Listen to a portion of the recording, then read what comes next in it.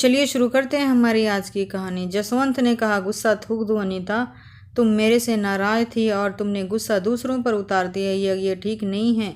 भैया सप्ताह में एक बार घर आ जाते हैं, उन्हें कितना बुरा लगा होगा बताओ। भैया के साथ तुम्हारा यह व्यवहार देखकर ही मुझे बहुत गुस्सा आ गया। और जसवंत की यह बात सुनकर मैं बिस्तर से उठ कर बैठ गई और बोली, मैंने क्या बर्ताव किया है तुम्हारे भैया के साथ? मूड नहीं था तो नमस्ते नहीं किया, यह तुम्हें नज़र नहीं आ गया? लेकिन तुम्हारे भैया की बीवी पूजा मेरे साथ जो बर्ताव करती है वो तुम्हें कभी नज़र नहीं आता और न ही कभी आएगा। जसवंत ने कहा, देखो अनीता, हर क्रिया की एक प्रतिक्रिया होती है।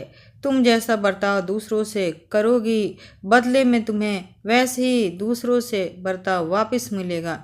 तुम बदलोगी तो और लोग भी बदल जाएंगे। मैं बोली, मुझे ज़्यादा ज्ञान मत सिखाओ जसवंत, तुम्हें तो सारी कमी मुझ में ही नज़र आएगी और वो औरत तो तुम्हारे लिए परी है, तुम्हारी नज़र में हमेशा देवी रहेगी। मैं सब कुछ समझती हूँ कि तुम ऐसा क्यों करते हो, क्योंकि वो तुम्हारी भाभी नहीं बल्कि तुम्हारी रखेल है। रहो उसी के साथ, मैं तो बस रात बीतने का इंतज़ार कर रही हूँ। मैंने एक बार फिर से जसवंत को गुस्सा दिला दिया था। वो बोला, अनीता तुम हद से आगे मत बढ़ा करो, जुबान को कंट्रोल करो वरना। मैंने जसवंत की बात को बीच में काटते हुए झट से कहा, वरना क्या? तुम्हारा भाई पुलिस में है तो तुम भी कुछ भी कर लोगे और मैं चुप रहूंगी? ऐसा सोचना भी मत, मैं दिल्ली की लड़की हूँ, किसी से डरती नहीं, समझे? मेरी यह बात सुनकर जसवंत बिस्तर से उठा, खड़ा हुआ और दरवाजे की ओर बढ़ गया। मैंने चिल्लाते हुए, जोर से आवाज़ लगाते हुए कहा, जाओ अपने रखेल के पास जाओ, उसी के पास रात गुजार लो।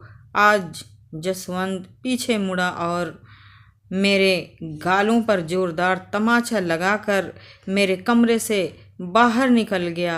मैं भी यही चाहती थी। मैं रात भर रोती रही लेकिन मुझे मेरे कमरे में कोई नहीं आया।